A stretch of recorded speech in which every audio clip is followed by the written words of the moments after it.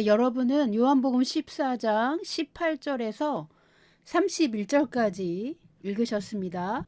저랑 다시 보시겠습니다. 18절. 내가 너희를 고아와 같이 버려두지 아니하고 너희에게 오리라.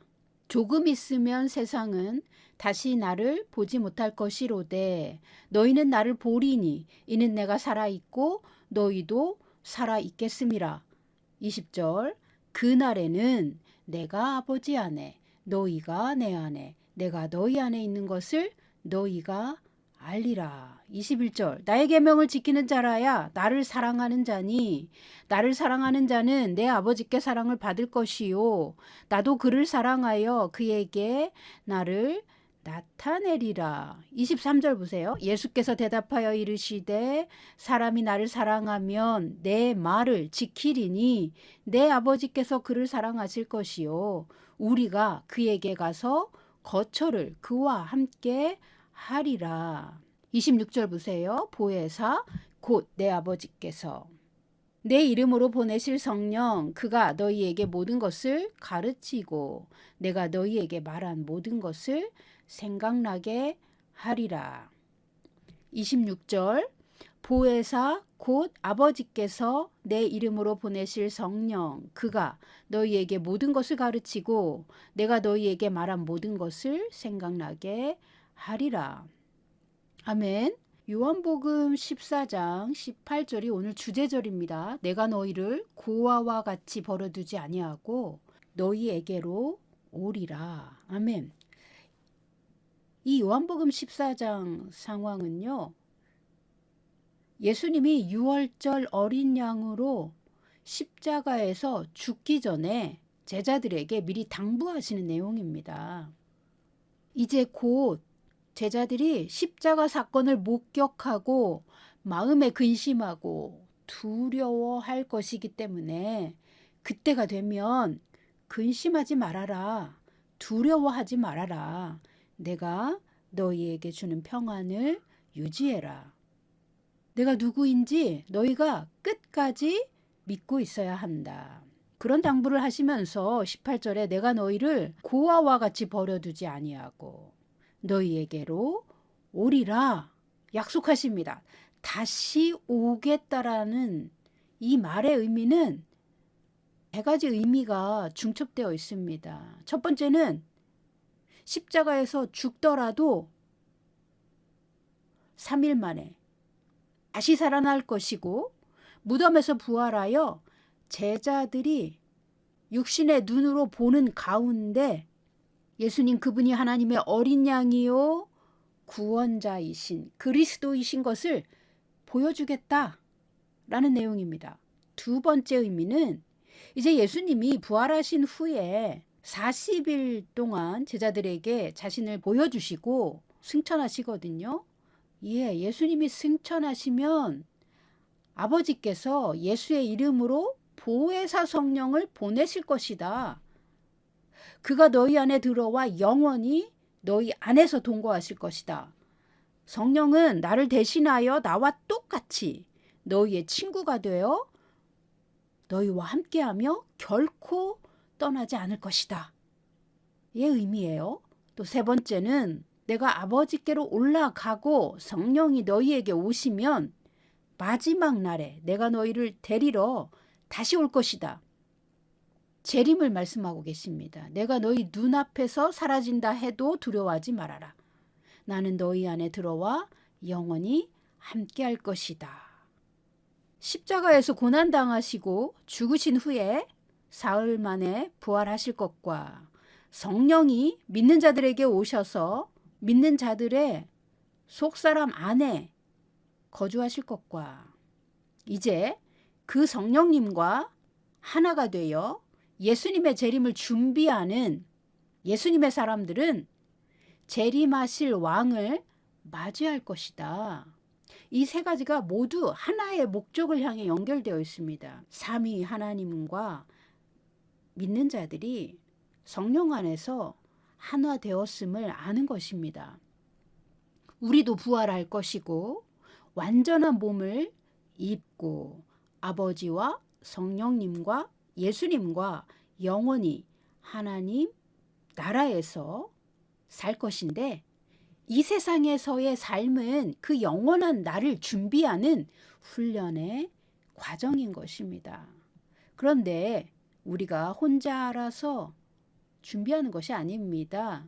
예수님의 말씀은 성령님이 너희에게 오셔서 너희와 함께 거주하시며 너희가 내 제자로서 내가 가르친 모든 것을 기억하고 행할 수 있도록 친히 도와주실 것이다.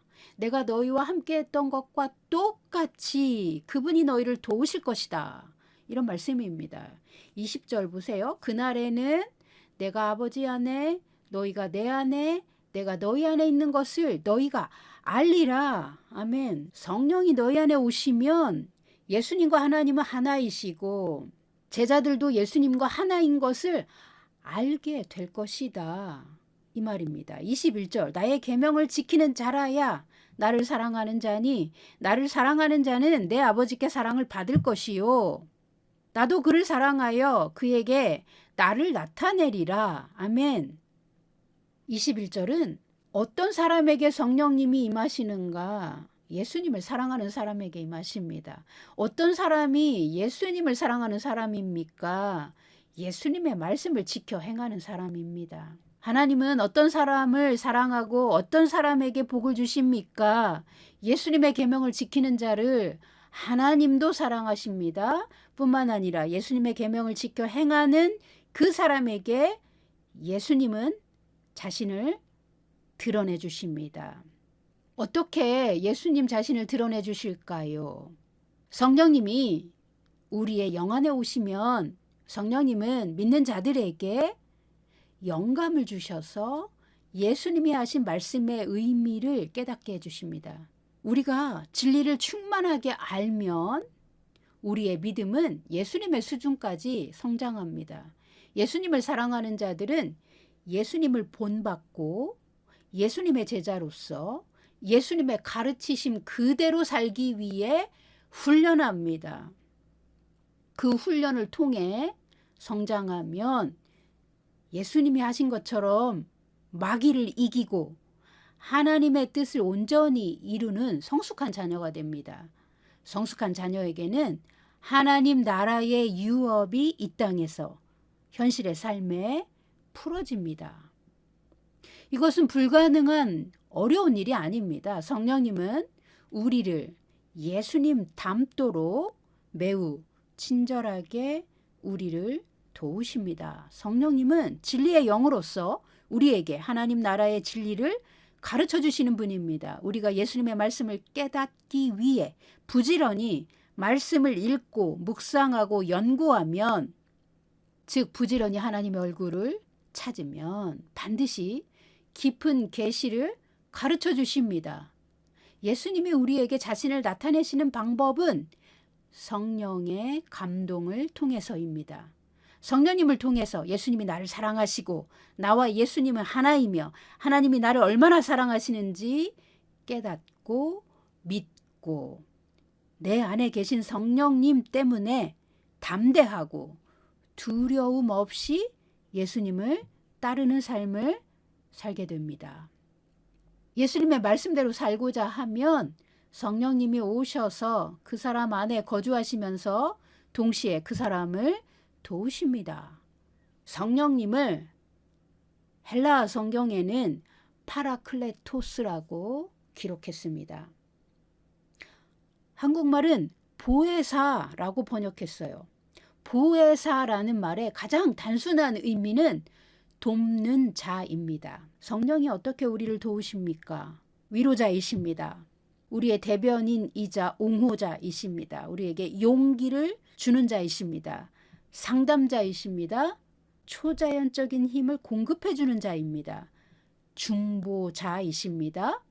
이렇게 많은 역할을 돕는 자로서 우리 영 안에서 기능적으로 수행하십니다. 초자연적인 하나님의 능력으로 우리 안에서 일하시는 분입니다. 그런데 이 보혜사로 번역된 성령님의 역할은 파라클레토스, 즉 변호인이라는 뜻입니다. 우리를 위해 변호인이 되어주셔서 기능적으로 우리 옆에 서서 우리를 보호하시고 우리 편에서 일하시고 우리가 반드시 이기게 하신다는 그런 기능적인 의미입니다.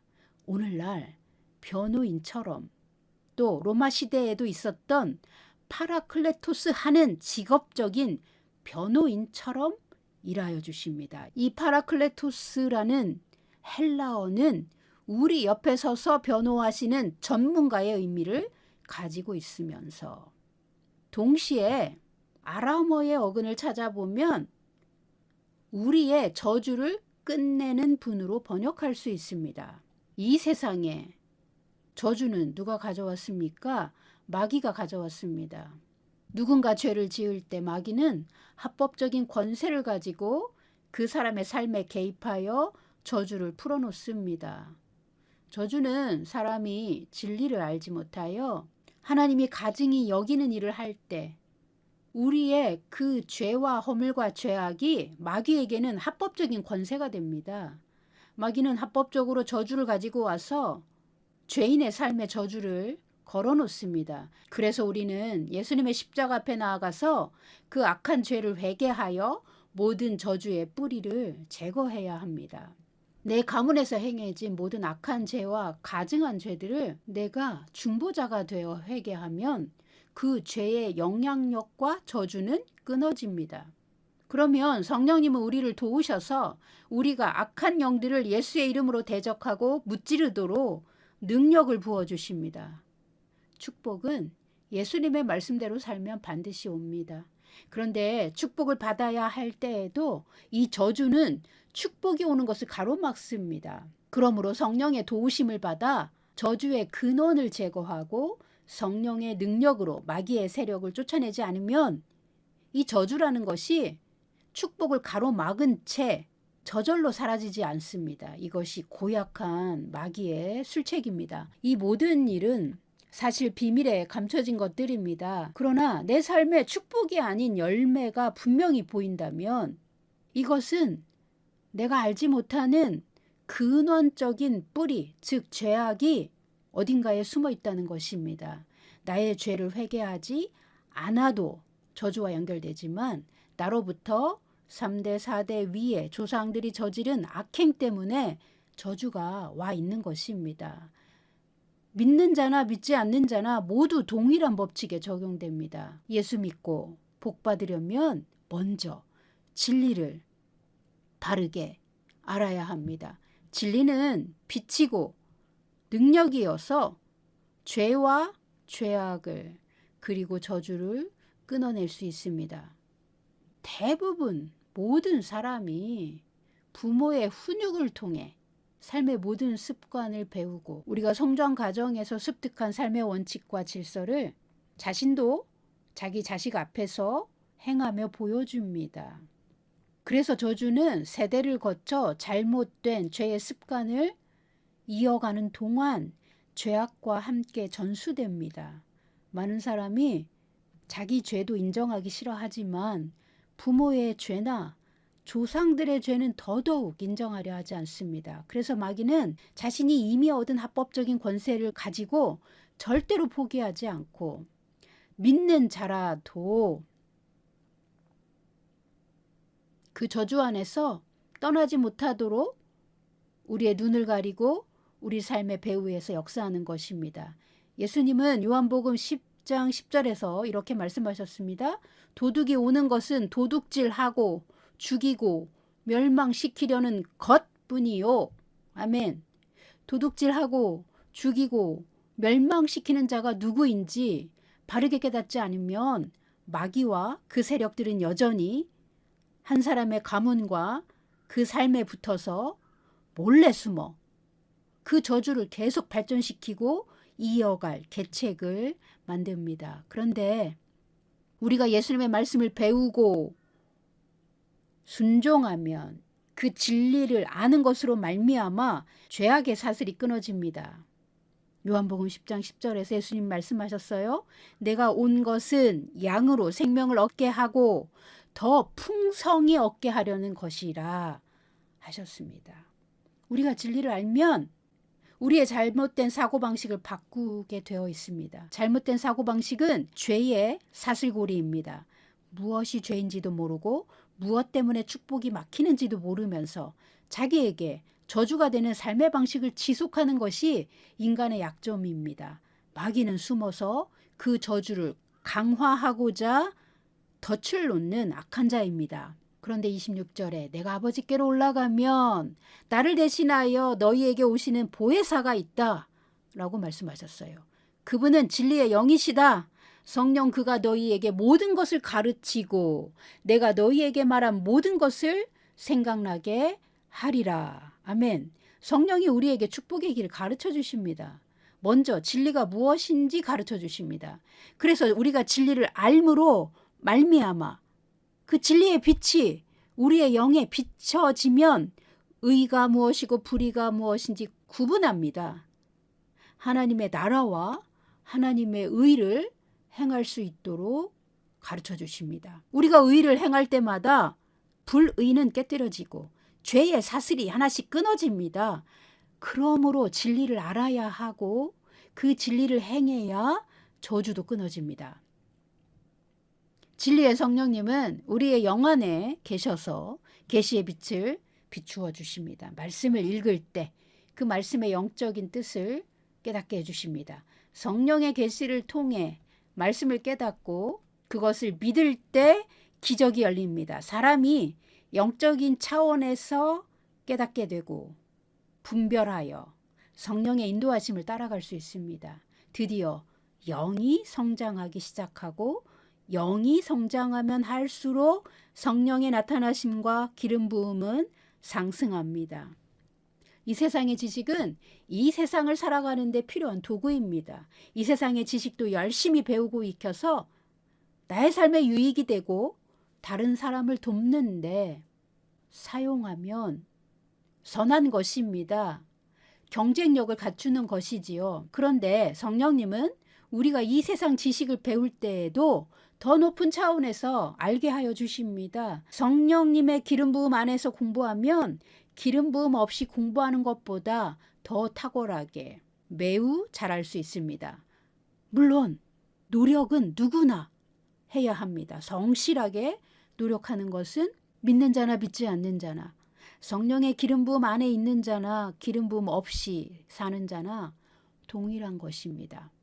성령은 우리가 하나님의 뜻을 행함으로 하나님의 복을 받도록 우리에게 하나님의 지식과 지혜를 가르쳐 주십니다. 이 세상 지식을 초월한 더 높은 차원의 지혜로 우리의 삶의 운명이 하나님이 예비하신 복된 길로 가도록 성도의 유업을 향하여 가도록 하나님의 완전하신 뜻을 향해 가도록 한 걸음 한 걸음 빛으로 인도하여 주십니다. 우리 안에 살고 계신 성령님은 언제나 항상 우리 편이십니다. 그러므로 예수님의 말씀을 이 세상 지식보다 더 사랑하면 성령님의 기름 부음은 매우 강하게 상승합니다.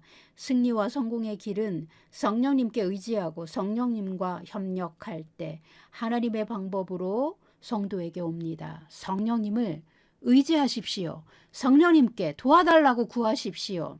성령님이 내 편인 것을 믿으십시오. 성령님은 우리가 기도하고 물을 때 기뻐하십니다. 우리가 성령님께 간청할 때 기뻐하시며 기꺼이 도와주십니다. 18절입니다. 내가 너희를 고아와 같이 버려두지 아니하고 너희에게로 오리라. 아멘. 이 세상에 좋은 아버지가 자식을 돌보듯이 성령님은 우리를 돌보십니다. 좋은 아버지가 자식의 곁을 지켜주고 버리거나 떠나지 않듯이 우리를 항상 지키시고 함께하여 주십니다. 아버지가 없었던 사람들도 성령의 임재를 경험하면 그의 빈 가슴이 충만하게 채워집니다. 슬픈 사람도 성령님이 나와 함께 하심을 믿을 때 성령님은 우리의 영에 하나님의 기쁨을 부어주십니다. 성령님은 우리의 마음의 상처도 치유하십니다. 하나님이 그 사랑하는 자녀들에게 주시는 축복은 모두 성령님이 성도 안에 오셔서 우리의 삶에 주시는 것입니다. 세상이 줄 수 없는 예수 그리스도의 평화를 성령님은 우리 영에 부어주십니다.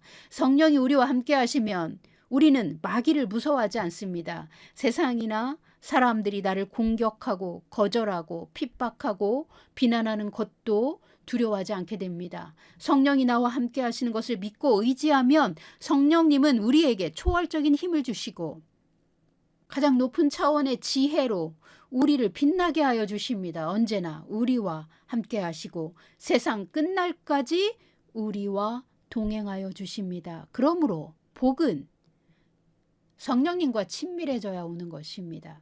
성령님은 예수님 말씀대로 사는 사람에게 친밀하게 예수님을 나타내 주십니다. 너무나 쉬운 하나님의 복의 법칙입니다. 하나님의 말씀을 사모하시고 성령을 의지하십시오.